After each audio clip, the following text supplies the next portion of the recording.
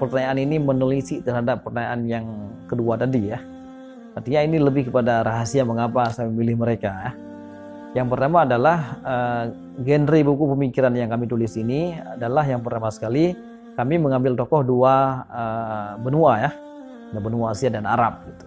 Kenapa benua Asia dan Arab? Karena Asia dalam konteks ini Aceh ini sangat erat hubungannya dengan Arab ya. Dan saya melihat di antara tokoh-tokoh yang diusulkan tadi dalam diskusi-diskusi dengan senior-senior, 5 orang ini yang bisa diterima oleh semua kalangan dan 5 orang ini yang kepribadian ataupun pengabdian dan kontribusi pada masyarakat relevan dengan kondisi kita saat ini.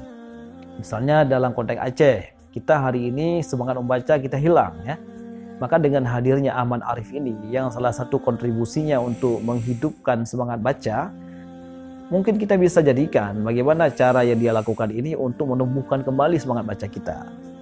Atau dalam konteks hari ini kita masih banyak orang yang berasumsi bahwa perempuan itu setelah berkeluarga sebaiknya menjadi tukang masak ataupun menjadi pelayan suami. Ternyata di sini kita dipatahkan oleh Prof. Eka. Bagaimana walaupun beliau dalam keadaan berkeluarga, tapi beliau bisa menyelesaikan pendidikan di luar negeri, di Belanda dan Australia, bahkan bisa menyabet gelar profesor setelah berkeluarga.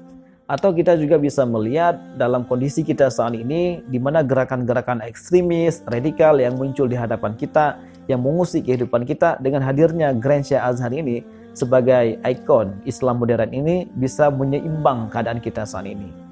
Atau mungkin kita juga saat ini kehilangan arah dalam hidup dengan hadirnya Syekh Al-Buti ini, bagaimana proses beliau diceritakan, proses beliau belajar, kemudian bagaimana beliau proses dalam mencerdaskan umat.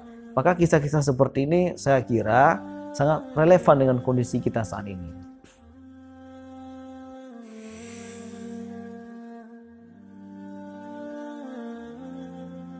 Tokoh-tokoh yang mencengangkan ini kalau kami kalkulasikan waktunya dari pencarian tokoh yang kami angkat dalam buku ini, kemudian proses wawancara, observasi, kemudian pencarian literatur, itu menghabiskan waktu 3 tahun.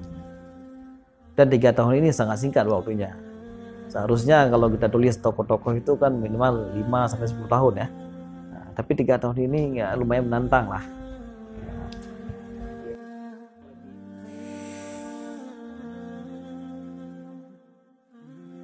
Nah, sebenarnya bekerja itu kan melakukan pekerjaan apa yang membuat kita senang ya. Oleh karena itu salah satu prinsip dalam bekerja itu adalah bagaimana pekerjaan itu membuat kita mencintai apa yang kita kerjakan. Oleh karena itu kalau kita cinta terhadap pekerjaan kita, maka semua pekerjaan itu akan menyenangkan dan kita akan menyukainya. Maka tetapi saya ini menjadikan menulis ini sebagai formalitas saja. Dakwah sama halnya dengan belajar. Oleh karena itu saya tidak bisa mengatakan pekerjaan mana yang lebih saya condong untuk melakukannya, karena semuanya saya alhamdulillah dapat melakukannya dengan satu tarikan nafas. Dengan satu tarikan nafas, artinya di samping menjadi guru dayah, bisa jadi dosen dan bisa menulis dan bisa melakukan pekerjaan lain yang mungkin belum diketahui ya. Artinya semuanya itu karena saya cinta pada pekerjaan saya, maka saya bisa melakukan semuanya dengan satu tarikan nafas.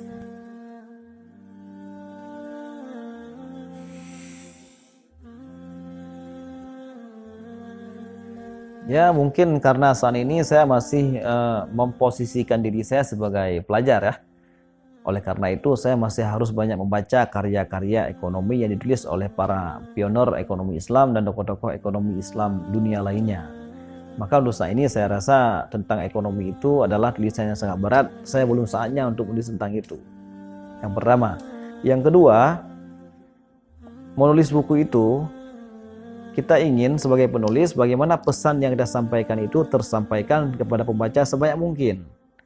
Dalam hal ini kita perlu melihat pasar, mana pembaca yang dominan. Jika saya menulis buku berat yang berkenaan dengan pemikiran ataupun ilmu-ilmu, maka buku itu hanya akan berakhir di perpustakaan dan yang akan melahapnya hanya para pelajar di perguruan tinggi.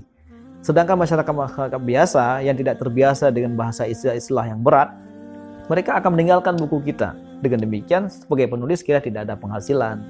Makanya saya menulis buku-buku ringan berkisah tentang cerita yang bisa dibaca oleh semua orang dengan bahasa yang ringan. Dan dengan demikian sebagai penulis kita bahagia dan dapat keuntungan.